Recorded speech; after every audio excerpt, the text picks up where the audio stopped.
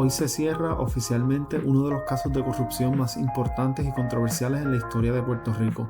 El caso federal contra la exgobernadora Wanda Vázquez Garcet llegó a su fin, no por un juicio, no por una sentencia, sino por perdones presidenciales emitidos por Donald Trump.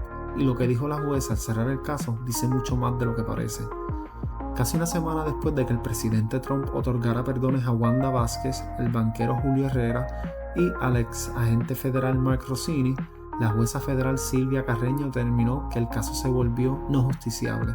En términos simples, legalmente ya no había nada que el tribunal pudiera hacer. El trío tenía una vista de sentencia pautada para el 29 de enero y hasta último momento esa vista seguía técnicamente en pie, hasta que la jueza dijo lo contrario. En una anotación breve pero contundente, la jueza ordenó la desestimación total del caso y suspendió la vista de sentencia, pero fue más allá.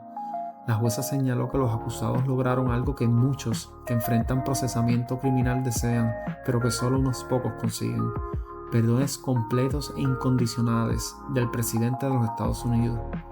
También recordó que este no era un caso débil. La acusación había sobrevivido múltiples intentos de desestimación por parte de la defensa. El caso no se cayó por falta de pruebas, no se cayó por errores procesales, simplemente nunca llegó a juicio. Todo esto ocurre en un contexto que no pasa desapercibido. La hija de Julio Herrera, Isabela Herrera, realizó donativos por $3.5 millones al Super PAC MAGA Inc., que respalda a Donald Trump. Primero, Trump emitió un perdón que cubría el caso grave de soborno y corrupción pública del 2022, pero había otro proceso menos grave, relacionado con financiamiento electoral que seguía activo. La jueza había advertido que ese caso podía conllevar cárcel y que seguiría adelante, hasta que la Casa Blanca emitió un segundo perdón, específicamente para cubrir ese proceso menos grave. Ahí fue cuando el tribunal quedó, en palabras de la jueza, despojado de su jurisdicción.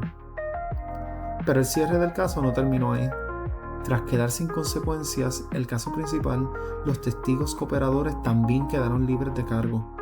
El juez federal Francisco Bezosa desestimó con perjuicio los casos contra Frances Díaz, presidenta de Bancrédito, y John Blakeman, ex asesor político de Wanda Vázquez. Ambos habían cooperado con la fiscalía y se habían declarado culpables de conspiración para cometer soborno. Sin embargo, la fiscalía argumentó que no tenía sentido castigar a cooperadores menos culpables cuando los acusados principales habían sido perdonados. En palabras de la fiscalía, no se debía permitir que un testigo cooperador enfrentara prisión mientras co-conspiradores más culpables quedaban libres.